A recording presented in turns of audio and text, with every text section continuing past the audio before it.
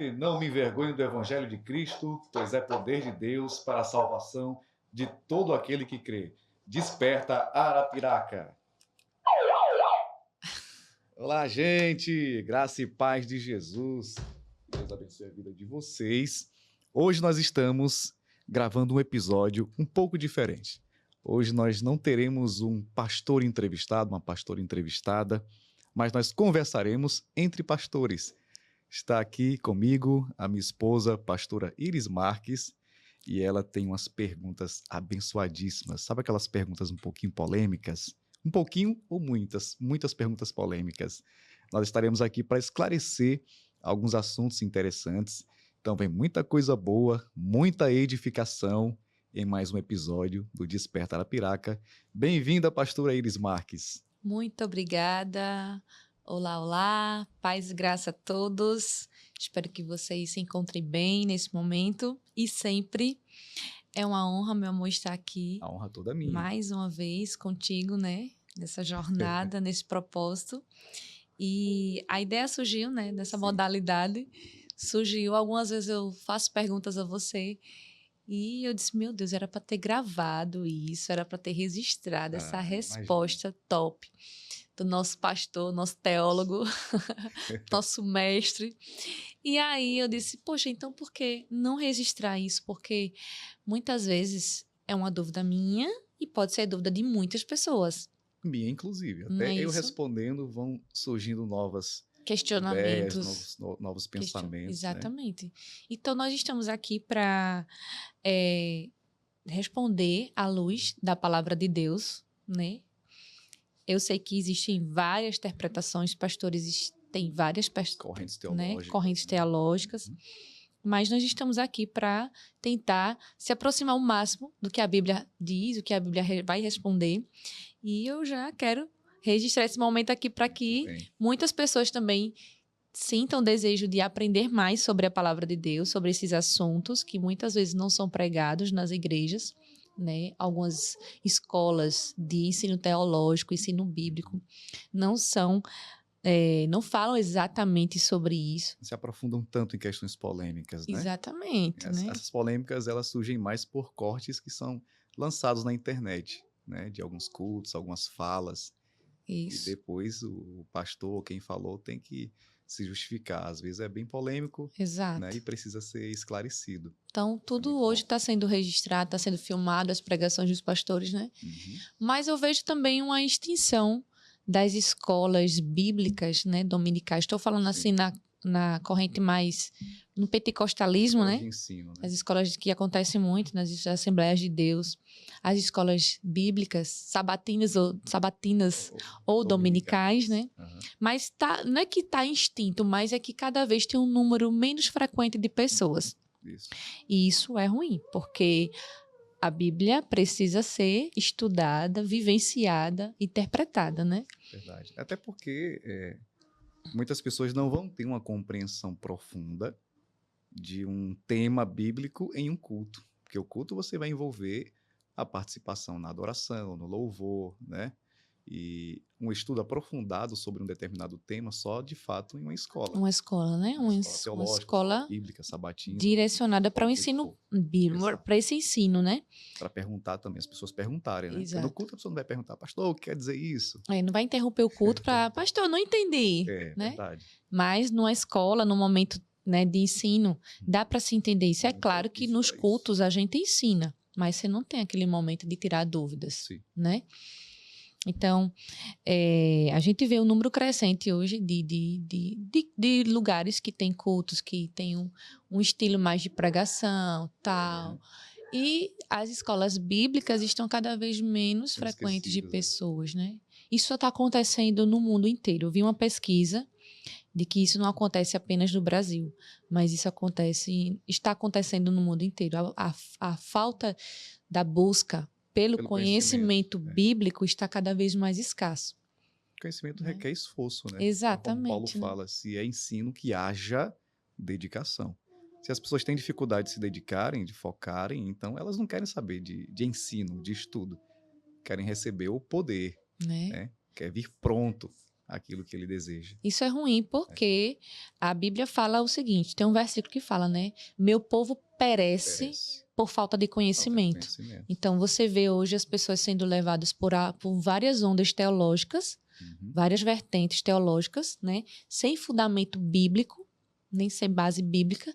E aí existe hoje o que está acontecendo, né? As pessoas não sabem nem em quem crer.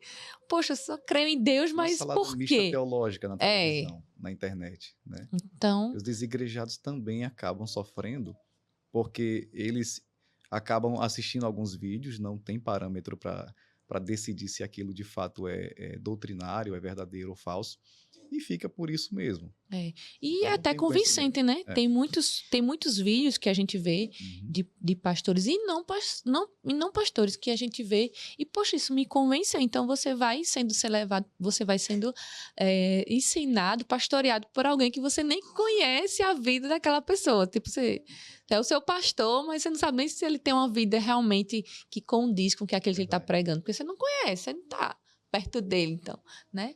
Pastor tem que ter, na minha concepção, né? No meu pouco conhecimento. O Você é pastor tem que ter, modesta, viu? tem que ter Bacharela em cheiro. teologia, gente. Bacharela em teologia. Ah, Muito modesta me chamando de teólogo, de estudioso e tal, e não mas é? ela é terapeuta de mulher, teóloga, enfim, muito gabaritada. Obrigada, meu amor. Pois é. E acabei esquecendo, fiquei emocionada agora você falando assim. Mas vamos para a nossa primeira Sim. pergunta, pastor. Inclusive, eu já te Vamos. fiz essa pergunta uma vez, né, em casa, Uhum. que você é desses, né? Se eu perguntar Aí não algo, para. tem que... Ele me responde o dia todinho. Moço, é igual aquele vídeo. Vai perguntar alguma coisa ao mestre, pronto. Você vai fazendo uma coisa, ele lá falando. Você vai fazendo outra coisa, ele continua explicando. Poxa, é uma fonte inesgotável. Não acaba mais na explicação. Peraí, que agora a gente Bíblia vai é registrar. riquíssima, né? A Bíblia é riquíssima. Pois é. Mas vamos lá para a primeira. Vamos lá. Olha, ensino bíblico, eu sou fã, tá? Eu sou fã de ensino bíblico. Uhum. Nasci, né, na escola bíblica dominical, domingo de manhã, e era o meu ponto certo, meu passeio domingo. Sim. Então, eu gosto de debate teológico, gosto de se aprofundar no conhecimento bíblico, gosto de debater, né? E como diz uma frase que não é bíblica, mas tem muito sentido. Texto sem contexto é pretexto para heresia. Então, vamos aqui com base bíblica. Primeira pergunta, pastor. Existem muitas pessoas, né, pregadores, que pregam dessa forma. Eu determino que você vai receber ainda este ano a chave da sua casa. Eu determino que você vai ser curada. Eu determino que Famoso vai determinismo. acontecer isso na sua vida. E aí, pastor, o pregador, ele tem que usar essa expressão do determinismo, porque existe também uma vertente teológica, Sim. que é o determinismo, né? É. Assim como a vertente teológica da prosperidade, dentre outras vertentes. Então, é certo a Eu gente detesto afirmar falar, eu assim, determino pregar dessa sobre forma? uma coisa. Uhum. Olha, sobre questões que são bíblicas, que são óbvias, que Deus já nos deu o comando para que nós venhamos a executar, então sim, a gente pode determinar aquilo que é bíblico e que é óbvio. Agora, o que depende da nossa fé, nós entregamos na soberania divina. Eu creio que Deus ele pode curar você. Eu creio que Deus pode fazer. Você tá entregando nas mãos de Deus. Então, o determinismo ele acaba sendo um pouco perigoso, porque você empurra, de certa forma, ou tenta, né, o mero mortal, tenta empurrar Deus na parede e dizer que Deus tem que fazer porque eu falei. Eu falei, eu estou com fé, então vai ter que acontecer, eu estou determinando que isso aconteça. Aí Deus vai e faz acontecer porque eu Sim. falei. Não é bem por aí. A gente vê, por exemplo, Jesus ensinando o Sermão do Monte, e quando ele desce, depois de ter ensinado no Sermão do Monte, Mateus Sim. capítulo 8, Era isso que eu estava procurando aí agora. tem um leproso, que naturalmente não podia entrar no meio da multidão, porque era leproso, e ele poderia ser apedrejado ou rejeitado, evitado, né? E Jesus ensinava lá no monte, as pessoas ouviram, e muito provavelmente aquele leproso também ouviu, porque as pessoas ouviam em silêncio, né? E quando Jesus desceu, ele aproveitou a oportunidade, se aproximou de Jesus. Ele disse, agora ou nunca. Sim. Ou ele me mata ou ele me cura. Ele se aproximou, Aí Jesus olhou para ele e disse, o que queres que eu te faça? Ele falou, Senhor, se for da tua vontade, se tu quiseres, tu podes me tornar limpo. Aí Jesus olhou para ele e disse, eu quero, seja limpo.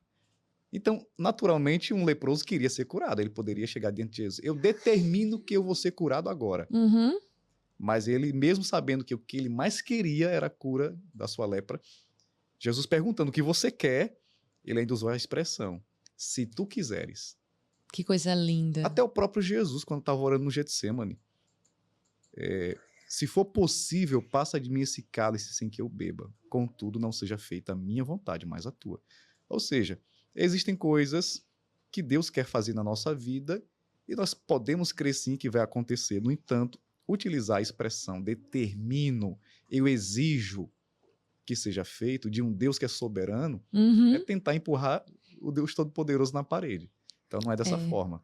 Senhor, se tu quiseres, Senhor, se estiver na tua vontade, faça. Exatamente. E às vezes a gente usa essa expressão para alguém que não está alinhado aos princípios da palavra de Deus, tem uma vida toda torta, biblicamente falando. E aí a pessoa vem e determina sobre a vida daquela pessoa, sendo que Deus, para você estar... a força das palavras. Né? A palavra tem poder, então o que você falar acontece, não é bem assim.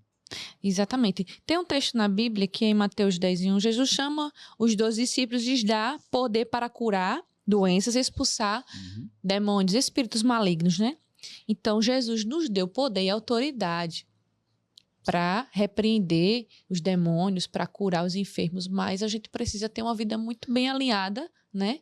Com Deus, para ter essa autoridade vinda dos céus, não é para qualquer um, né? Os demônios que não saíram de uma pessoa e os discípulos ficaram questionando, Senhor, a gente orou e os demônios não saem. Aí Jesus falou que existem castas ou demônios que só saem com jejum e oração. Exato. Então, no reino espiritual também existem alguns pré-requisitos espirituais. Quanto mais busca, quanto mais oração, mais poder.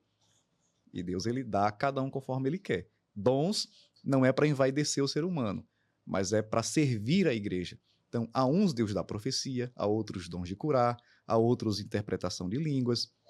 Nem todo mundo vai ter tudo ao mesmo tempo. Então, não adianta você exigir algo de Deus que Deus não quer te dar. Eita, que bênção. Pois é, isso mesmo. Então, vamos viver, né, uma realidade bíblica. Né? Sem determinismo. Sem determinismo. Usa fé. Né? Declara, né? Eu declaro sobre a tua vida, geralmente quando eu estou orando ali. Sim. Ali na igreja, com imposição de mãos na vida das pessoas, né? Então, nós falamos assim, eu declaro sobre a sua vida, a cura para a sua vida, eu declaro que você vai ser uma pessoa vitoriosa, eu declaro que você vai ser uma pessoa vencedora. Então, nós declaramos isso, né? Eu lembrei de uma coisa interessante, pastora, é o seguinte, o pessoal fala, mas Elias, ele determinou que não choveria. Segundo a minha palavra, nem chuva, nem orvalho haverá. Então ele pode determinar e Deus assina embaixo, Deus cumpre. Agora, quem era Elias? Mas tem um versículo, eu não lembro que livro está, mas tem um versículo que fala que Elias orou para que não chovesse. Determinar e orar é diferente. Elias orou, Deus atendeu. A partir da resposta de Deus, Elias falou, não vai chover. E também Elias era um profeta que era reconhecido nos céus, né? Elias orou e o sol parou. Então Deus tinha muita intimidade e Elias tinha muita intimidade com Deus. Então, deixando claro, cuidado com o determinismo. Usa uma expressão mais adequada, que você crê que Deus pode fazer. Então, coloca para Deus essa soberania de realizar os milagres. Obrigada, pastor, valeu. Tem uma outra pergunta, segunda pergunta. E aí existem agora, acho que é uma tá tão moderno, modernização, né? Modernização do evangelho. Modernização ao secularismo. Mas o que é que você acha, pastor, do judaísmo nos cultos cristãos no Brasil? Cultos judaizantes. Festas de cunho no Antigo Testamento, né? Festas hebraicas. É errado, judaicas. Não é? Pecado, talvez que não, mas será que não é uma... de roupas, enfim. Fora eu não vejo como pecado, heresia. Não vejo como pecado.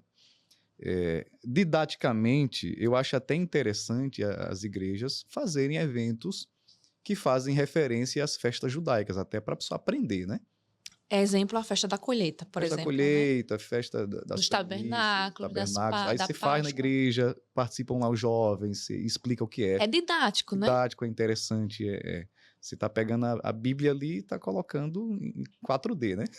Você está participando, você está vendo como de fato acontece. Mas é necessário, pastor? Eu acho que o cristianismo judaizante, ele é desnecessário no sentido de conferir poder. Por exemplo, eu vou tocar o chofar e através do toque do chofar o milagre vai acontecer. A trombeta. Eu estou pregando sem kippah, né? Que bota na cabeça aqui dos judeus. Então, pregando sem kippah é uma coisa, pregando com kippah é mais poder. Outros usam o talit, parece, que coloca aqui no pescoço, né? Talit. Aí, Talit. É, coisa assim. talit ou talit, enfim, acho que é talit. Aí quando coloca, diz, agora eu estou recebendo autoridade para profetizar, o talit está sobre mim. Então, quando você confere poder aos elementos do Antigo Testamento, nos dias de hoje, você está pregando a heresia. Porque todos os elementos do Antigo Testamento, até mesmo as festas judaicas, os utensílios do tabernáculo, do templo, apontavam para Cristo. É uma tipologia de Cristo. Então, quem é que está presente hoje no culto, na igreja? Cristo. Sendo Cristo o que está presente, eu não preciso de candelabro, ele é a luz. Eu não preciso da mesa dos pães da proposição. Ele é o pão que desceu dos céus. Até porque, né, amor? É assim, as festas judaicas, né, dos hebreus, era tudo muito com uma rigidez de protocolos. Limpeza, eles eram seguidos à risca. Tirar o fermento total. Exato, eles eram seguidos à risca. Você olha para a Arca da Aliança, quantos detalhes. Quem poderia carregar a arca? Quem poderia tocar na Arca da Aliança? Os sacerdotes, né, que carregavam a Arca da Aliança, eles tinham tudo uma vestimenta, eles tinham um ritual, vou dizer assim. Se for para cumprir a lei. Então, se for para cumprir, faz tudo certinho. Faz tudo completo. Eu também discordo. Vai botar só uma túnica e vai fazer achando que aquilo vai fazer uma diferença, é mais poder, é mais unção, mais autoridade. Então, assim, pastora, eu acredito que... Eu sou crítica. Eu acredito Se for para fazer, faça certinho. Se for usar os elementos, enfim, as roupas, as festas, quiser, faça. Tem que ter o cinto. Agora, não diga que isso é para a igreja no Novo Testamento, nem que confere poder algum. É apenas uma imagem que relembra ensinos bíblicos. Porque se for fazer realmente o culto no Antigo Testamento, né, a reunião de pessoas, então vamos lá, coloca a Arca da Aliança, coloca todos os instrumentais. Deixa a barba crescer, não pode cortar a costeleta. A roupa completa, que era uma túnica que os homens vestiam, né, tinha um cinto que amarrava o sacerdote. Então faz, judeu. Porque o culto não era amor. Vai circuncidar também, que faz parte. Eita, boa! Ótimo. Né? Pronto, então faz tudo completo. Fácil, então... É porque pega uma partezinha de um grande contexto de situação e utiliza isso, né? Então a gente tem que vigiar, não é povo. pecado, mas não confira poder aos elementos do Antigo Testamento para os dias de hoje. Não. Os pastores têm uma responsabilidade. Não transfira poder para isso. Os pastores têm uma responsabilidade muito grande dada por Deus. Então a gente tem que fazer valer aquilo que o Senhor nos entregou, né? Levar com esse... Leia Gálatas. Paulo repreendeu os Gálatas por judaizar o culto. Olha, pronto. Lembra do versículo? Não, logo no começo, a partir do capítulo 1, ele fala, vocês estão mudando a simplicidade do evangelho. Né? Meu pai sempre dizia vocês uma coisa... querem voltar aos rudimentos da lei, tendo já alcançado a graça em Cristo Jesus. Querem voltar a circuncidar. O evangelho é simples. O evangelho é simples. Vocês que estão complicando. Leia o evangelho é simples. Cristianismo puro e simples. Eita, tem um livro de... C.S. Lewis.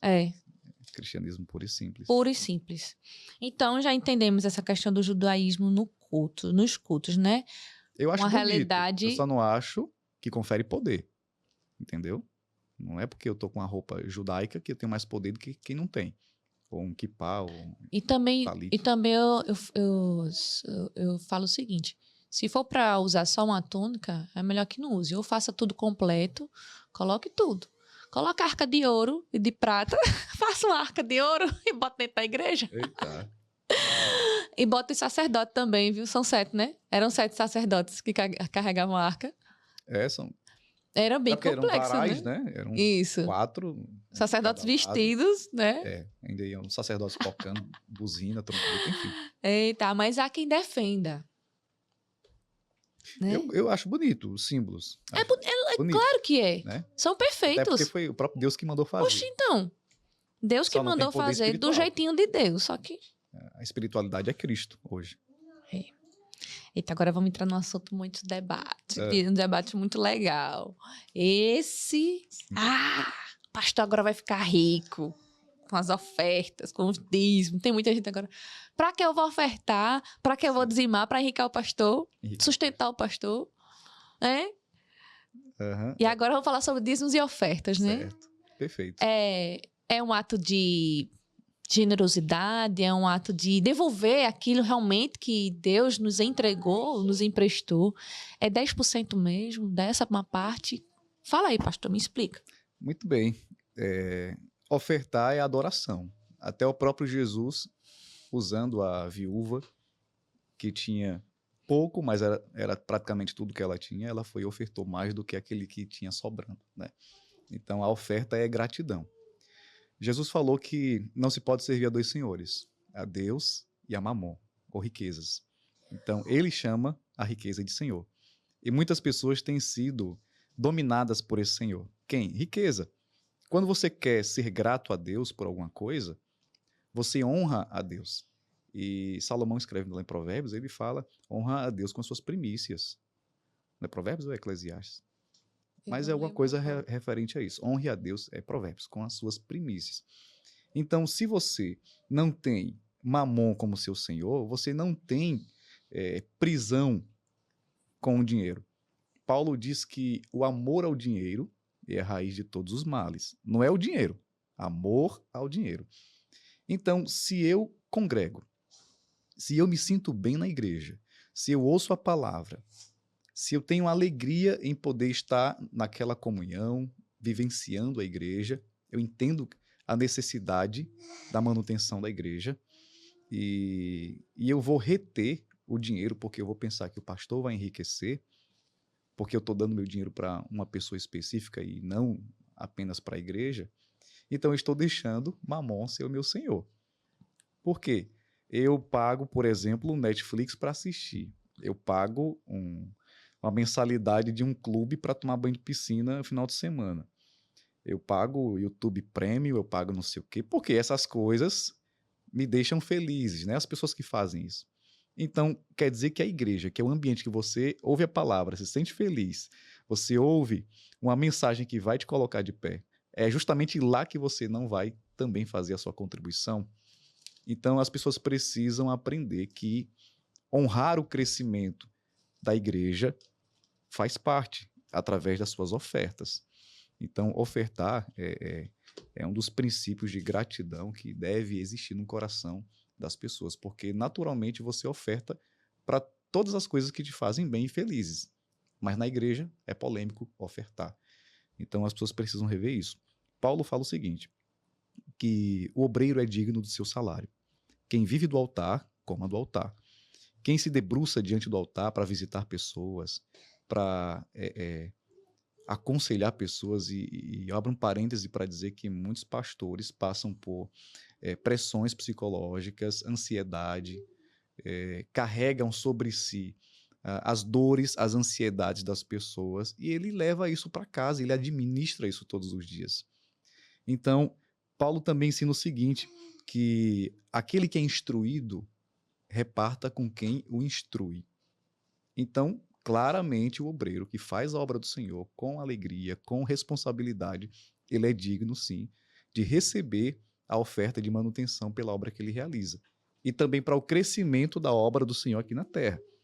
Então, é extremamente necessário ofertar. É um princípio de adoração. Não existe um culto completo só com louvor e palavra. Tem que ter a oferta no culto completo, porque faz parte da adoração. Da liturgia também do culto, né? A liturgia, não pode ter medo ou vergonha. Se tem oferta do começo da Bíblia até o final, até de Gênesis ao Apocalipse, você encontra momentos de oferta. Visita um profeta no Antigo Testamento, leva uma oferta para honrar o profeta. Não se ia com a mão vazia. Amor. Então é bíblico, extremamente bíblico. E falando assim, né? E já o dízimo, né? A oferta, né? A oferta, ela é algo material que a gente oferta, né? Mas que tem um poder espiritual. Exato. Né? Por quê? Porque você está destronando o mamon. Você está dizendo, o dinheiro não me tem, eu tenho o dinheiro. E eu honro, com o dinheiro que eu tenho, o lugar que eu me sinto feliz, a casa do Senhor. É verdade. Eu ia contar um testemunho aqui, mas vai tomar muito tempo. Eu ia falar lá dos Gideões, quando a gente ofertou. Fica à vontade, irmão. Pode falar. Né? A gente estava lá nos Gideões missionários, lá em Santa Catarina, em Camboriú. Sim. E aí o pastor fez um apelo, né? Para as pessoas ofertarem. Oferta missionária. E aquela oferta missionária seria designada, destinada aos países, né, que existem as igrejas, a obra missionária desses países. Inclusive, vários países que são bem pobres. Haiti, por exemplo. Os missionários são daqui do Brasil, eles são levados para lá, eles vão com a família, deixam tudo para trás e vão seguir, né, a obra missionária lá, faz a obra missionária lá, plantam igrejas, desenvolvem a obra para crescimento. Aí o pastor disse, vamos fazer uma oferta missionária aqui. E ali a gente fez, né, participou daquele momento que eu sempre fiz parte, assim, sempre que os pastores das igrejas que eu fiz parte, sabe? Né, antes de plantar um ministério, as igrejas que eu fiz parte, quando eu lembro, eu sempre contribuía. E isso eu aprendi muito com meu pai, porque onde meu pai chegava, ele ofertava, né? Ele era bom em ver alguma coisa assim da igreja que estava faltando. Só procurando com os olhinhos procurando, dele, né? Tá faltando ventilador ali, eu vou falar com o pastor que eu quero ofertar. Tá faltando aqui o piso, tá faltando cimento. Então, eu acabei que pegando isso também. Aí, falando sobre os Gideões, aí, quando o pastor fez o convite, nós ofertamos, né? E quando foi no outro dia, a gente recebeu uma mensagem, porque é algo material, mas tem um poder espiritual, por isso que eu falei. Foi um valor que nos fazia falta. Exato. Então, a gente ofertou, porque foi um valor até acima do que a gente poderia, mas a gente tinha, né, naquele momento. E quando foi no outro dia, recebemos uma mensagem, né, de que um processo jurídico que estava há quase 6 anos, lá parado, sem perspectiva, sem noção nenhuma de receber aquele valor do processo jurídico. Uma indenização. Caiu na conta do pastor Klaus 7 vezes mais, ou foi 8 vezes mais. Isso, lá no outro dia, não foi? No outro dia que você abriu a conta lá, tava lá, quase 10 vezes mais. Eu disse, meu Deus! É um poder espiritual, minha gente. O desfecho foi que nesse dia, né? Depois de ter recebido essa bênção, a gente fez mais uma outra oferta do mesmo valor. Foi! O que seria Foi, eu disse, pronto, então desse jeito. Agora fale sobre o dízimo, né, amor? O dízimo, a palavra dízimo, do hebraico, ma'aser, eu não sei se é assim que se pronuncia exatamente, mas é ma, aí tem um apóstrofo, aser, quer dizer 10ª parte. Então, a própria origem da palavra dízimo quer dizer 10ª parte. Naturalmente, no Antigo Testamento, existiam formas de devolução desse dízimo, porque a gente fala cobrar dízimo, pagar dízimo. A expressão mais correta é devolver o dízimo, até porque é a ideia de que nós somos mordomos. Deus nos dá a nossa renda para que a gente administre, né? E a gente administra da maneira que for confortável para a gente. No entanto, daquilo que nós recebemos, nós devolvemos o dízimo, a 10ª parte, em forma de agradecimento àquilo que Deus tem nos dado como sustento. Então, a própria palavra dízimo é 10ª parte. Os judeus, eles devolviam a 10ª parte. Ora, era da colheita, oferta com animais, enfim. O que movia o capital na época era o que eles devolviam como dízimo. E como a sociedade judaica ela era uma sociedade religiosa, como as leis para eles eram as leis de Roma, mas internamente eles seguiam as leis judaicas. Então, o que era pecado era crime para eles, né? Era crime. Adulterar, né, além de ser um pecado, era um crime para eles. Então era punido com apedrejamento, aquela coisa toda. Então eles tinham como lei a devolução do dízimo. E reter o dízimo para eles era uma forma de ser amaldiçoado pela própria lei, punido pela própria lei.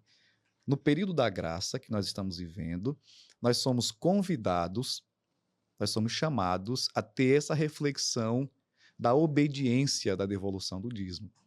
É obrigatório, Malaquias fala que vai vir gafanhoto e etc. Eu aplico aquele texto para os judeus naquela época. Destruidor, devorador e etc. Deus está nos convidando a reconhecermos a grandeza da multiplicação, da provisão, quando nós abrimos mão desse valor que é a 10ª parte para devolver ao Senhor. Quando fazemos isso, Ele abre portas espirituais que nos prosperam também financeiramente. Glória a Deus. Então, nós somos convidados a ter bênçãos extras, bênçãos adicionais para a nossa vida. Não quer devolver dízimo? Não devolve. Também não tem acesso àqueles que recebem as bênçãos advindas da devolução do dízimo e a honra. Então, eu não vejo como um gafanhoto para destruir a vida de ninguém quem não devolve. Eu vejo que quem devolve tem bênçãos extras e adicionais de Deus para a vida dele. Glória a Deus. Coisa boa. É isso. E agora tem uma outra pergunta, né? Sim. Bastante complexa também. Mais do que a do dízimo. O dízimo é demonizado, né? Vai enricar pastor e tal. Vem ser pastor, gente. Vem ser pastor. Agora, não é ser pastor para gravar vídeo na internet e ficar em casa, não. É ser pastor para você ouvir áudios de 10 minutos, você visitar a mesma pessoa 10, 15 vezes. Você ouvir a pessoa 10, 15 vezes. Você querer ir para uma pizzaria, fazer um passeio, mas ter que cancelar por conta de um aconselhamento, de uma visita, de um problema que aconteceu entre as pessoas que você vai precisar resolver. É receber ligação quando alguém leva uma queda, quando alguém vai para o hospital. É ser perseguido. É ser perseguido. Ofendido. Humilhado. Então, se é simples ganhar, vem ser pastor. Agora, seja um pastor de verdade. Desrespeitado, desvalorizado, tudo. Pois é. Então, E o pastor tem que cuidar da sua emoção, do seu psicológico. Porque se levar para casa, a gente tem, por exemplo, problemas a serem resolvidos na igreja, que quando a gente vai voltar da igreja, no carro, aí tá eu, a esposa, pastora, e os meninos. A gente não vai ficar debatendo os problemas da igreja dentro do carro com os meninos. Então, a gente tem que encontrar um tempo, um espaço para nós conversarmos sobre os problemas. Então, ser pastor não é cumprir um expediente, não. Começa de 8 da manhã, termina às 17 horas. Ser pastor é ser pastor 24 horas. Você acorda pensando, dorme pensando e até sonha. Não há um dia que não se fale sobre as Tem dia que é sonho, tem dia que é pesadelo. Verdade. Mas é bom, glória a Deus. É bom viver o propósito de Deus, né? Agora, eu e você, graças a Deus, temos uma facilidade de levar esse chamado com muita leveza, porque nós estamos cada vez tendo conhecimento da palavra de Deus, nos conhecendo como pessoa, nos conhecendo como casal cada vez mais. Então, isso vai facilitando para que a gente cresça. Mas, pastor, tem casais que não caminham na mesma visão. Por exemplo, a mulher ela tem um chamado maior do que o chamado do cara. E o cara, às vezes, tem um chamado maior do que o chamado da mulher. Só que, às vezes, eles não têm essa sintonia. É como se eles tivessem um ciúme um pouquinho do outro, ou que não apoiasse, ou mesmo que não tenha ciúme, mas que não apoiasse no chamado ministerial.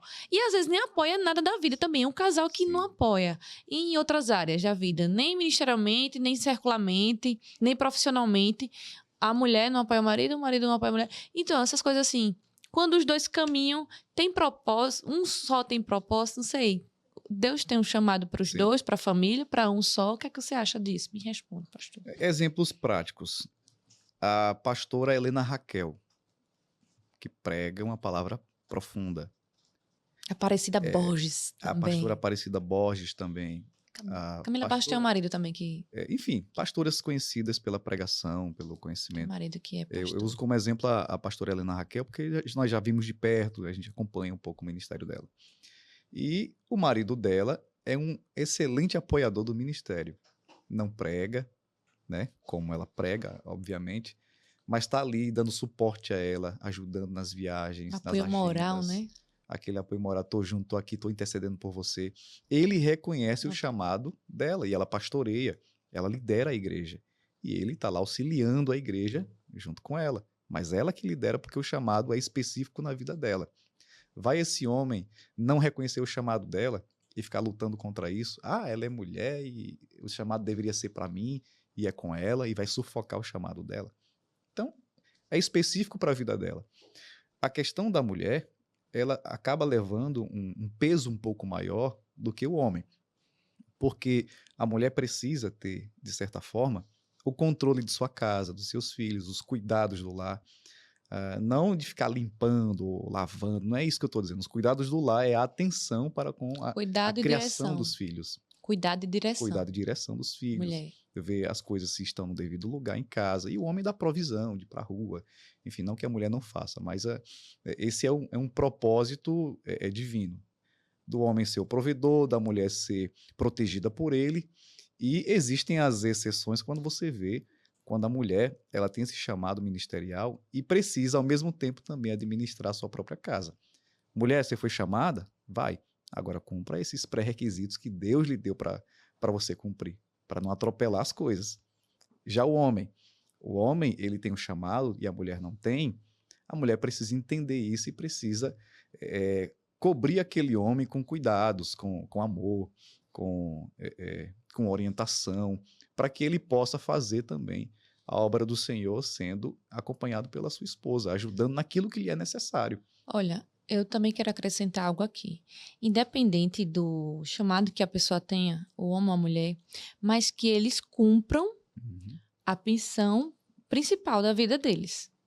Por exemplo, do homem é prover e proteger. Por mais que a mulher tenha a provisão, mas o homem precisa se preocupar mais do que ela com a provisão de casa. E a mulher, ela tem mais uma missão de cuidado, direcionamento da casa e tal, né? Ela direciona e afastar cuida. O marido das amizades que são ruins. A mulher tem esse sexto sentido, né? Não, mas o que eu tô falando é o seguinte, independente de você cumprir qualquer coisa, entendeu? No trabalho ou na igreja, você tenha essa é a principal missão. A principal missão da mulher é essa, porque ela tem que ser muito boa nisso para poder ela levar uma vida tranquila e fluindo, e flua para crescimento, entendeu? Cuide de sua casa, não estou falando de lavar prato, não estou falando disso, mas que ela tenha atenção. Se quiser, lava, assim como o homem também querendo lava. Isso. Cada um na sua realidade. Mas eu não estou falando exatamente disso, mas que ela cuide de sua casa, até porque a nossa casa é onde começa o nosso ministério. Sim. É o nosso primeiro ministério. Nós precisamos cuidar bem da nossa... Estou falando direcionado aqui às mulheres, mas cuidar bem da nossa casa. Direcionar bem, né? Se for para delegar, delega, mas deixa tudo no lugar, porque não vai virar bagunça. E mesmo que você passe o dia inteiro na igreja, mas a sua casa está preservada, a sua casa está cuidada, a sua casa está... Os filhos estão alimentados. Exato. A roupa está lavada. E mesmo que não coloque a mão, a casa está arrumada. Exatamente. Você vai delegar, você vai terceirizar isso para outra pessoa. Quem pode, glória a Deus por isso. Né? Glória a Deus. Quem não vai se vira nos 30. Se vira nos 30. Mas eu acho que essa missão nossa é muito importante dentro da nossa casa, sabe? Ter uma atenção voltada para os nossos filhos, principalmente quem tem filho pequeno. Né? O filho vai crescendo e você não vai acompanhando esse crescimento porque você passou o dia todo na igreja. Eu não concordo com isso. Exatamente. Então, você acompanha o crescimento dos seus filhos, tenha tempo para ensinar seus filhos. Acho que a gente vai encerrar nesse aqui, amor. Nesse tema, nesse assunto aqui. Assunto? Vamos encerrar aqui nesse assunto. No próximo tem mais polêmica. Né? Ainda nem chegou na metade. Tem muita coisa. Então é isso, assim, antes de executar, vai trabalhar fora, deixa a tua casa alinhada, organizada, direcionada, né? Vai executar algo na casa de Deus, mas saia tranquila. Eu deixei meus filhos aos cuidados da minha mãe, da avó. Não vai deixar largado não, irmã. Não deixa largado não. Porque eu já vi tantas pessoas que se dedicaram extremamente. Porque a gente precisa ter um equilíbrio. A gente precisa ter um equilíbrio em todas as áreas da vida. E já vi mulheres que passavam o dia todo na igreja e a casa bagunçada era uma E toda noite um coisa culto horrível. diferente, né? Você tá em igreja não para. diferente, todo dia você tá assim, não tem compromisso. Mas a sua casa, Acho que você Paulo tá ali. fala sobre isso. As mulheres paroleiras, já ouviu falar essa expressão? Aham. Paroleira, fala demais e não param em suas casas, de porta em porta. Quando falo mulheres, tô falando de homem também, viu? Homens e mulheres, crentes, precisam ter cuidado da própria casa. Cuida da Supra a casa. necessidade da É por casa. isso, meu amor, que tá às tudo fora. vezes a gente se dedica tanto, as pessoas, né, se dedicam tanto às coisas do trabalho, as pessoas se dedicam tanto à questão da obra de Deus, excessivamente, sem equilíbrio, sem bom senso. E a casa é bagunçada, os filhos vão crescendo desordenados, sem orientação, sem conselho, sem saber o que é um culto doméstico, sem saber o que é uma reunião entre Sem nem família. jantar, porque toda Sem noite é um nem culto. jantar, sem almoçar, sem ter aquele momento juntos. Seus filhos estão se espelhando em você. Vocês serão um exemplo para eles. Então, eu tenho uma vida muito agitada, digamos assim, mas eu preciso deixar a minha casa cuidada. Exato. Se eu for sair para a igreja, para uma reunião, eu preciso deixar os meus filhos cuidados. Aos cuidados de uma pessoa de minha confiança, se eu tenho essa possibilidade, né? Uhum. E se eu tenho essa possibilidade, né? Algumas vezes a gente já chegou o dia que passou o dia praticamente todo na igreja. Exato. Mas eu já estava prevendo, poxa, estava agendado já que tal dia eu vou estar o dia inteiro na igreja. Então, já deixa as coisas arrumadas, alinhadas. Filho, vai para casa da avó, fica lá os cuidados. Olha, mãe, estou precisando de você, mas não deixa largado com qualquer pessoa. Sabe que seus filhos estão ali na rede social o dia inteiro, e você não para um minuto para dar atenção. Isso é por isso que a gente... São seus primeiros ovelhas. Tanto, né? A gente não visita tanto, assim, os amigos, inclusive. A gente pede até desculpa por não visitá-los frequentemente. Até porque existem as programações da igreja, as visitas, os aconselhamentos. E também nós não podemos, de forma alguma, ocupar de domingo a domingo, noturno, para estar envolvido com a obra. Nós precisamos tirar algumas noites para estar com os filhos, para passear, para lanchar, para conversar, assistir um filme, ver um esporte, enfim. Tudo isso faz parte de uma vida comum, onde você precisa ver seus filhos crescendo com saúde, né? Eles Então, precisam entender que chamado ministerial não pode ser um peso para eles. Exato. Mas é uma responsabilidade. Isso. Eles têm que ver isso como um chamado ministerial. Tô falando mais específico da área ministerial, porque não é um debate cristão aqui. Uhum. Tô falando, mas poderia falar sobre a vida profissional, tal. Mas eu tô falando assim, mais a questão chamado ministerial. Eles não podem ver isso como um peso. Poxa, meu pai sempre tá ocupado, nunca tem tempo para mim. E essa vida é muito louca. Você é o primeiro a chegar na igreja, você é o último a sair. Isso. Entendeu? Mas eles precisam entender que isso é uma responsabilidade e também um propósito que os pais carregam. Os pais precisam transmitir isso para os filhos, e que é um propósito. Mas eles não são obrigados a enfrentar as dores que a gente enfrenta, não. É por isso que a gente segura, né, muita coisa ali. Às vezes a gente tá conversando. Aí, amor, a gente não pode conversar isso aqui porque as crianças estão perto. Então, tem muita coisa que a gente alivia para eles e até eles nem tem noção do que seja. Verdade. Tem muita dor que a gente passa que, na verdade, a gente não transmite isso para eles. Porque é muita responsabilidade. É um chamado que traz... Gente, só sabe quem vivencia na pele. Na pele, de verdade. Eu tô falando assim, pastores de verdade que vivenciam.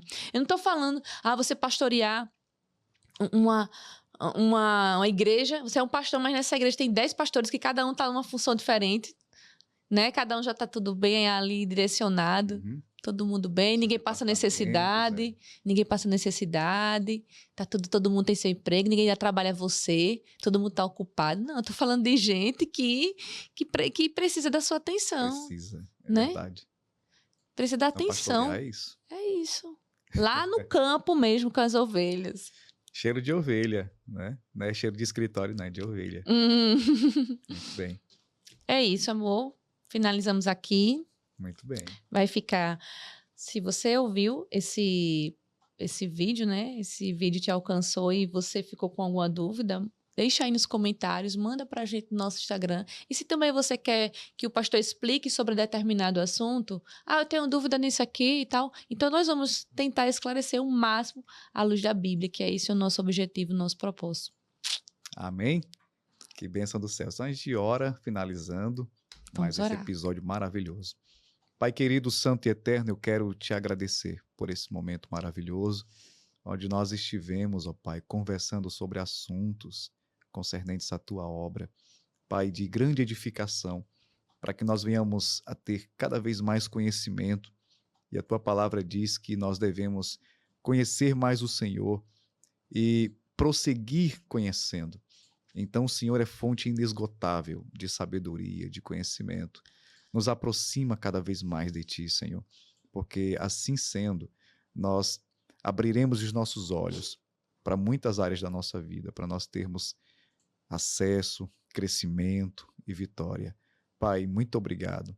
Seja com esse povo, seja com essas pessoas que assistirem, Senhor, essa gravação, esse podcast, que sejam edificados, que sejam instruídos, Pai, a fazerem a tua obra com alegria, com dedicação. É o que eu te peço e te agradeço em nome de Jesus. Amém? Amém. Então até a próxima no Desperta Arapiraca. Fica com Deus. Tchau, tchau.